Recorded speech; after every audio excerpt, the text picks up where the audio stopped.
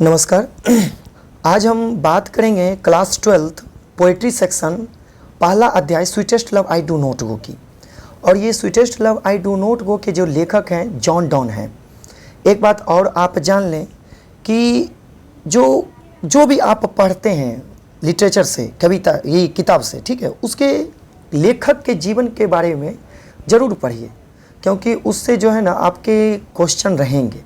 ठीक है, तो आज हम बात करेंगे sweetest love I do not गो के जो लेखक हैं जॉन डन, इसको DONNE ऐसे लिखा हुआ है, जैसे इसको जॉन डन पढ़ेंगे। ठीक है, तो इनके जीवन के बारे में थोड़ा सा पहले जान लेते हैं। ठीक है, क्या है कि जॉन डन का जो जन्म हुआ था 22 जनवरी 1572 को हुआ था। 22 जनवरी 1572 को, ठीक है। और उनका जो जन्म हुआ था एक रोमन कैथोलिक परिवार में हुआ था। और ये रोमन कैथोलिक क्या है? तो रोमन कैथोलिक ईसाई धर्म को मानने वाले रोमन कैथोलिक कहा जाता है। ठीक है, उसी को कहते हैं रोम में कैथोलिक परिवार ऐसे भी रहता है। तो ठीक है, तो उनका जन्म कहाँ हुआ था? उनका जन्म हुआ था एक रोमन कैथोलिक परिवार में हुआ था। और उनकी मृत्यु 31 मार्च 1631, मतलब कि ऐसे याद रखिए 1631 को ही। तो जन्म कब? 1572 और मृत्यु 1631 को। जन्म कहाँ हुई थी, कौन से परिवार में? तो रोमन कैथोलिक परिवार में। ठीक है, और वे एक आध्यात्मिक कविता के रूप में वो जाने जाते हैं। वे एक कैसी कविता के रूप में जाने जाते हैं? आध्यात्मिक कविता। ठीक है, और उनके द्वारा जो लिखा गया बहुत सारे ऐसे चीज़ें हैं, जैसे कि सोनेट लिखा करते हैं जो 14 लाइन का होता है। प्रेम पर आधारित कुछ कविताएं भी लिखते हैं, धर्म गीत लिखते हैं। ठीक है, और बहुत सारे ऐसे जो हैं वो लिखा करते हैं। अब रही बात, जॉन डॉन का जन्म उस स्थिति में हुआ था, उस वक्त हुआ था जब इंग्लैंड, ध्यान से सुनिएगा, रोमन कैथोलिक में उनका जन्म हुआ था, रोमन कैथोलिक परिवार में हुआ था जन्म। लेकिन जॉन डॉन का जन्म उस वक्त हुआ था जब इंग्लैंड की सरकार या इंग्लैंड के लोग, ठीक है, इंग्लैंड के लोग जो है ना उस वक्त कैथोलिक परिवार का क्या था? विरोधी था। समझ लीजिए कि वहाँ के लोग, वहाँ के सरकार जो है रोमन कैथोलिक परिवार को है ना, या फिर ईसाई परिवार, ईसाई धर्म को मानने वाले को कभी भी वो देखते नहीं थे। ठीक है, बहुत ही प्रताड़ित किया जाता था वहाँ के लोगों के द्वारा। इस तरह से पढ़ेंगे तो क्या हुआ कि जॉन डॉन का जन्म कब हुआ था? कि उस वक्त हुआ था जब इंग्लैंड की सरकार वहाँ उसका क्या था? विरोधी था, कैथोलिक परिवार का। ठीक है, और इसी कारण से, कारण क्या था? धर्म से वो क्या थे? कैथोलिक थे, ईसाई थे, क्रिश्चियन थे। इसी कारण से जॉन डॉन को ऑक्सफोर्ड यूनिवर्सिटी से और यूनिवर्सिटी ऑफ कैम्ब्रिज यूनिवर्सिटी से बिना डिग्री के ही उन्हें निकाल दिया गया। ठीक है, फिर आगे चल करके उन्होंने यूनिवर्सिटी, मतलब कि आगे चल करके उनको यूनिवर्सिटी ऑफ कैम्ब्रिज फिर से जो है डॉक्टरेट की डिग्री जो है प्रदान की है। ठीक है, लेकिन जॉन डॉन क्या क्या चीज़ का वो जानकार थे? तो जॉन डॉन कानून, जिसको कहते हैं लॉ, और धर्मशास्त्र, थियोलॉजी का वे अच्छी तरह से वो जानकार थे। उन्हें इंग्लैंड की सेना की तरफ से 2 बार नौसेना अभियान में उन्होंने हिस्सा भी लिया। ठीक है, और जब वहाँ पर वो नेवी में जब वो हिस्सा लिए थे तो वहाँ की संरक्षक जो था उसी की भतीजी से वो चोरी छुपे शादी कर लिए, और उसका नाम था एनी मोरे। ठीक है, और इसी तरह से चोरी छुपे शादी करने की वजह से ही उनको जो है वहाँ से उसको अपनी नौकरी से भी हाथ धोना पड़ा। ठीक है, और फिर बाद में तो जेल भी गए, लेकिन कानूनी तौर पर वो वैध थे, इसीलिए उनको जेल से रिहा कर दिया गया। ठीक है, और वो अपनी पत्नी एनी मोरे से बहुत ज़्यादा वो प्रेम करते थे। ये था उनका जीवनी। तो सबसे पहले इम्पोर्टेंट है कि उनके जन्म के बारे में। तो 1572 में जन्म हुआ, उनकी मृत्यु 1631 में हुई। जन्म परिवार कैसा परिवार में हुआ था? रोमन कैथोलिक परिवार में। ठीक है, और वे जो है आध्यात्मिक कविता का अगुवाई माना जाता। उन्होंने ये प्रारंभ किया था। उनके द्वारा लिखा गया कविताएं जो होती थी, सोनेट हुआ करता था, प्रेम कविताएं होती थी, धर्म गीत हुआ करता था, बहुत सारे ऐसे चीज़ हुआ करते। और जॉन डॉन इंग्लैंड में तब जन्म हुआ जब इंग्लैंड का जो सरकार जो था उसका क्या था? रोमन कैथोलिक का विरोधी था। ऐसी स्थिति में जन्म हुआ। ठीक है, जिसके वजह से इन्हें, और हाँ, धर्म से वो क्रिश्चियन थे, इसी वजह से ऑक्सफोर्ड यूनिवर्सिटी ऑफ कैम्ब्रिज से उन्हें निकाल दिया गया बिना डिग्री के। लेकिन बाद में यूनिवर्सिटी ऑफ कैम्ब्रिज ने उन्हें फिर से डॉक्टरेट की डिग्री दी, ठीक है। और जॉन डॉन कानून मतलब कि लॉ और थियोलॉजी मतलब कि कानून और धर्मशास्त्र के वो जानकार थे अच्छी तरह से, और एनी मोरे से वो शादी किए, यही था उनका जीवनी। अब चलते हैं हम इस पर चले आते हैं क्वेश्चन पर। क्वेश्चन क्या है आपका, जरा गौर से सुनेंगे, एक एक क्वेश्चन को हम बारीकी से पढ़ेंगे। क्या है क्वेश्चन? क्वेश्चन है आपका कि जॉन डन इज अ खाली स्थान पोएट। तो जॉन डन क्या थे, कैसा कवि, मतलब कि कैसे कवि थे? तो जॉन डन जो थे ना आपका एक नेचर पोएट नहीं थे, ठीक है, और यहाँ पर रोमांटिक पोएट भी नहीं थे, यहाँ पर क्या कहते हैं, हाँ मेटाफिजिकल पोएट थे। मेटाफिजिकल का मतलब लिख लीजिएगा, अभौतिकवाद होता है या फिर आत्मविषयक या सैद्धांतिकवाद कवि थे। कैसा कवि थे? मेटाफिजिकल मतलब अभौतिकवाद कवि थे, ठीक है। नेक्स्ट क्वेश्चन कि यहाँ पर देखिएगा ब्रिटिश लैंग्वेज का प्रयोग किया गया है। यहाँ पर डैट का मतलब तो समझते हैं, THOU, इसका मतलब ये होता है यू, बाई ओ यू, ये ब्रिटिश लैंग्वेज है, थोड़ा सा सुधार लीजिएगा। और किताब में ऐसा ही है, यहाँ पर LOV अपॉस्ट्रोफी और STA लिखा होता है, इसका मतलब कि लव, ठीक है। लव IMEE का मी का मतलब होता है ME, ठीक है। तो क्या हो गया, that you love me comma as, फिर से यहाँ पर द लिखा हुआ है, तो इसका मतलब ये हुआ कि यू से बाई से मतलब कहना, जैसा तुम कहती हो, से इट, यहाँ पर से इट का प्रयोग करेंगे। तो इज फ्रॉम ये कहाँ से लेगा, इसका मतलब क्या हुआ, इसका मतलब पूरा का पूरा किया जाता है, ऐसे होता है डैट यू लव मी, जिस तरह से तुम बात करती हो कि तुम मुझसे प्रेम करते हो, एज यू से इट, जैसा तुम कहती हो।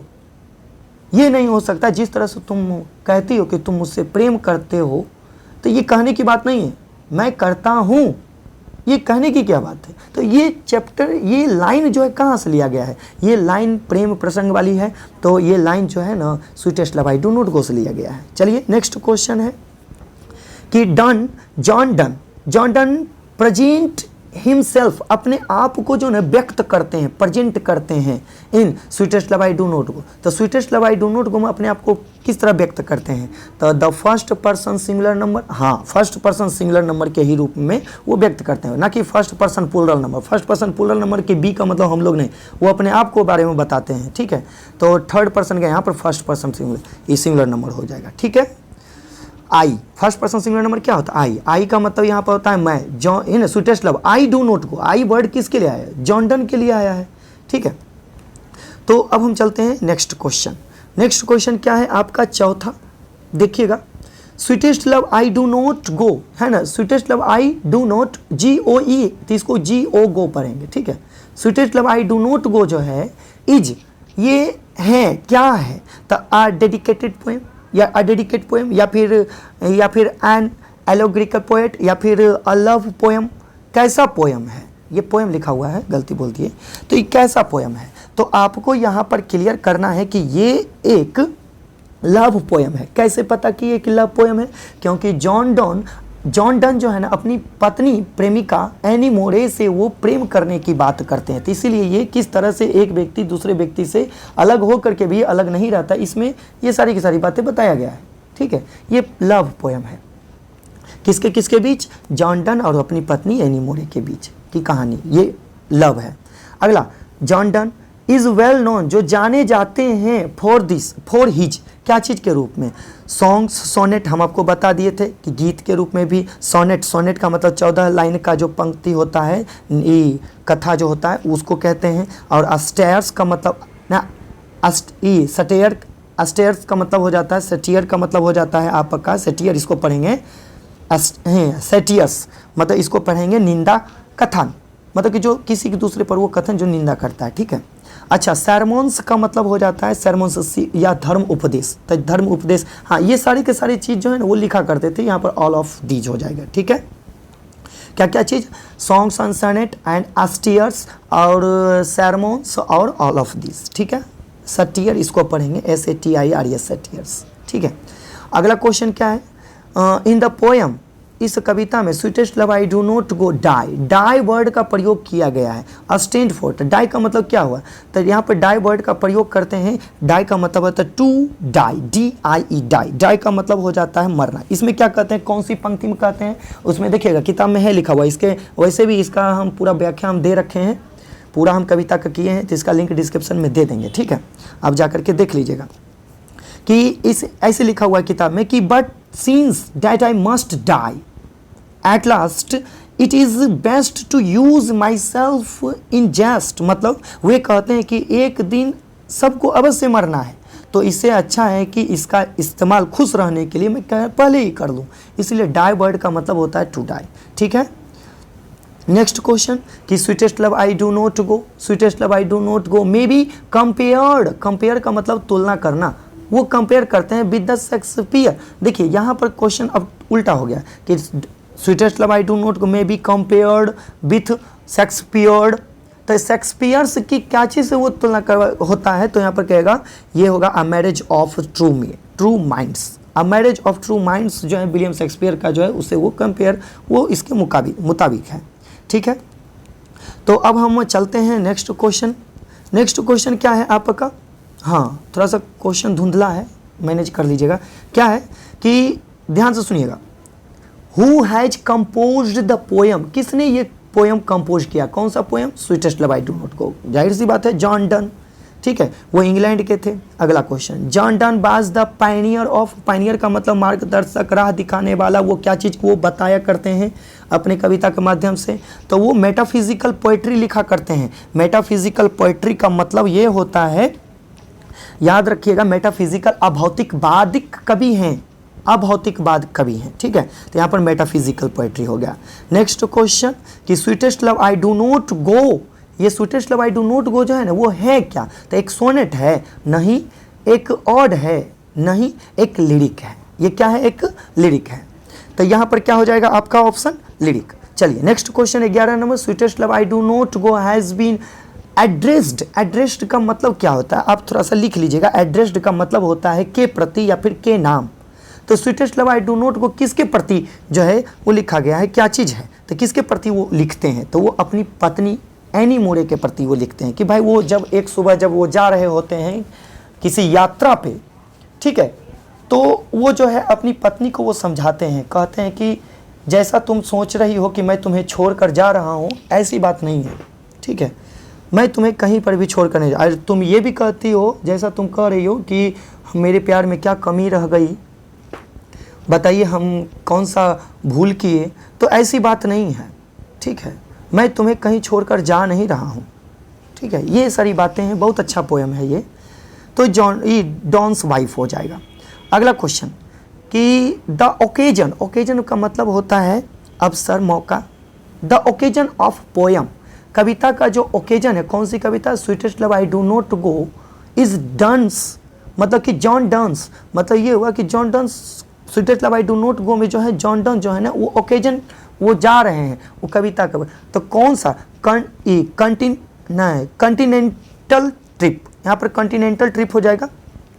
तो कंटिनेंटल ट्रिप का मतलब क्या होता है, लिख लीजिएगा, कंटिनेंटल ट्रिप का मतलब होता है यूरोपीय यात्रा, ट्रिप का मतलब यात्रा होता है। वो कहाँ जा रहे होते हैं, किस मौके पर, किस कहाँ पे जा रहे हैं इस कविता में, तो वो जा रहे हैं कंटिनेंटल ट्रिप, यूरोपीय ट्रिप पर, यूरोपीय यात्रा पे, ठीक है। नेक्स्ट क्वेश्चन कि डन मतलब John Donne has written the lay poem, कौन सा पोएम लिखे हैं जॉन डन, तो जॉन डन लिखे हैं sweetest love I do not go. Next question कि the poet in sweetest love I do not go, sweetest love I do not go में जो है पोएट मतलब कवि, इस खाली स्थान हिज बिलव्ड, बिलव्ड का मतलब प्रेमिका से, प्रेमिका से वो क्या है, थक गए हैं, नहीं, तो यहाँ पर क्या हो जाएगा, टायर्ड ऑफ, यहाँ पर तो टायर्ड ऑफ है, होगा ही, एंग्री नहीं है, गुस्सा नहीं है, उदास नहीं है, हैप्पी नहीं है, वो क्या है, वो टायर्ड ऑफ, ये व्यक्त किया गया है, लेकिन असल में ये क्वेश्चन क्या होता है, हम आपको बताए थे कि द पोएट मतलब कि कवि जो है इस sweetest love I do not go में ये बता रखे हैं कि मैं अपनी प्रेमिका से जो है ना वो थका हुआ नहीं हूँ, लेकिन यहाँ पर टायर्ड ऑफ ही होगा आंसर, ऑप्शन के अनुसार चलिएगा।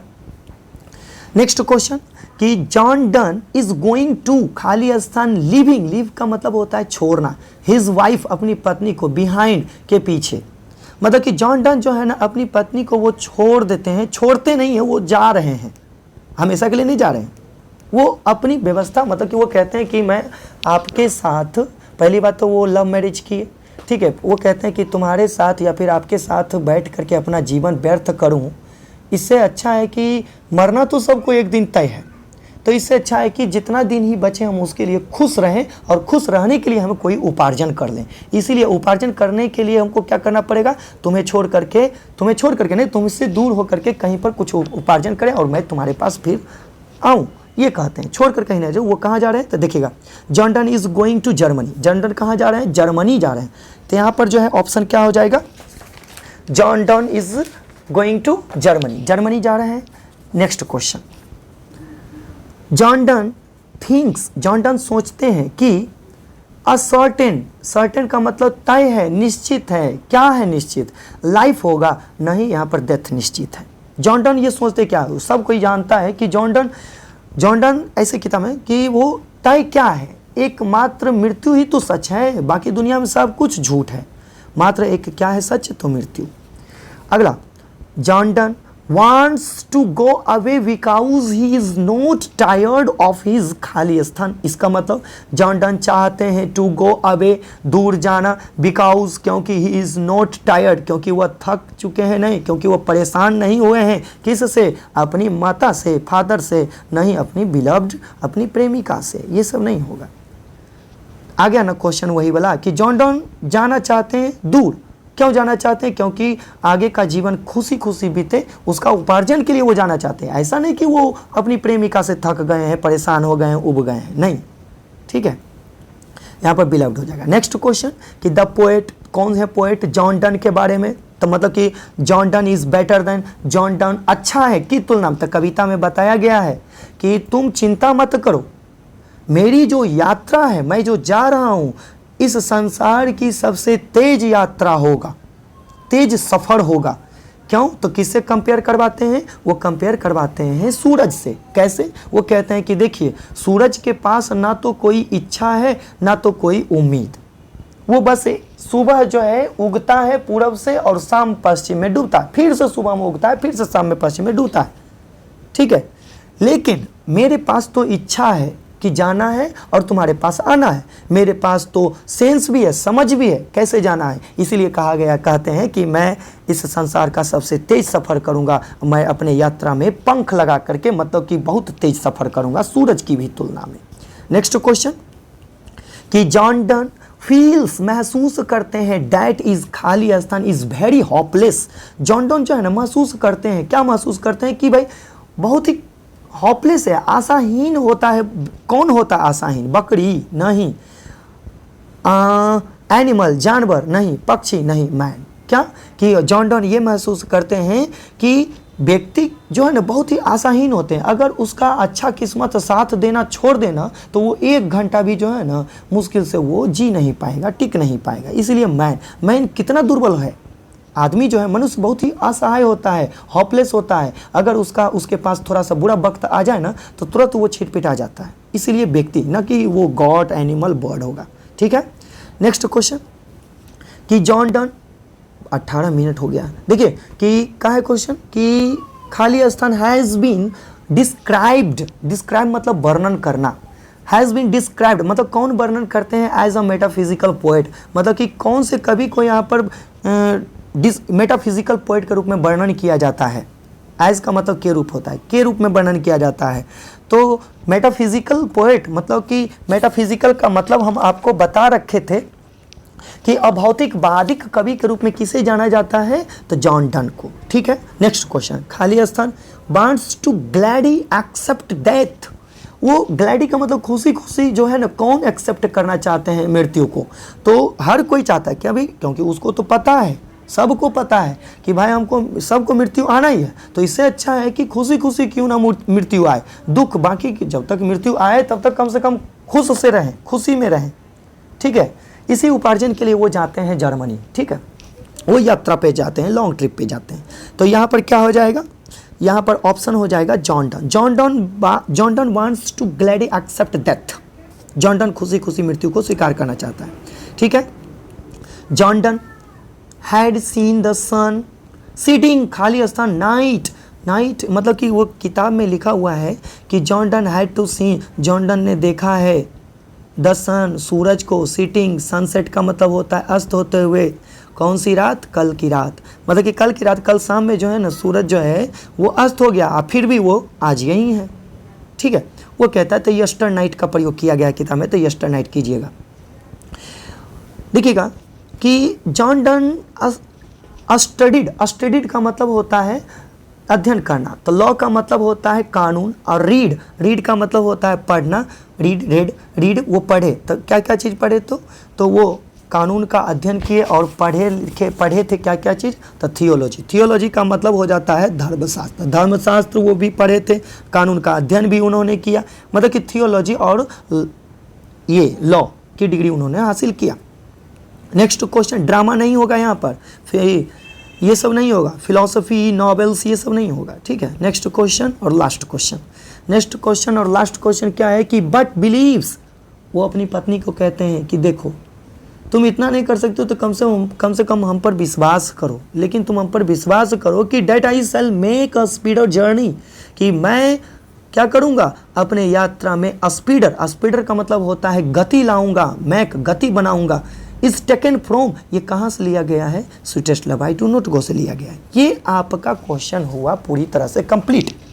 वीडियो अगर यदि हम देखिए अगर अच्छा से समझाएं तो वीडियो कैसा लगा है तो थोड़ा सा कमेंट कर दीजिए कि हाँ वीडियो बहुत अच्छा लगा था। जानते हैं कुछ नहीं, ऐसे पैसा उससे कुछ नहीं मिलता है, सबको लगता है कि पैसा मिलता है, ऐसा बात नहीं है, ठीक है। बस इसमें हौसला मिलता है कि नहीं पढ़ा रहे हैं तो कम से कम रिप्लाई आ रहा है कि हाँ बहुत अच्छा पढ़ाते हैं, इससे लगता है ना कि आगे का वीडियो बनाएं तो और अच्छा से बनाएं आप लोगों के लिए, ठीक है, और कुछ बात नहीं है। और हाँ अगर वीडियो अच्छा लगा है तो आपकी मर्ज़ी, आप अपने दोस्तों को भेज भी सकते हैं जिसको ज़रूरत है, मतलब भेजना का मतलब लाइक शेयर सब्सक्राइब ये सब करवा दीजिए, ठीक है। धन्यवाद।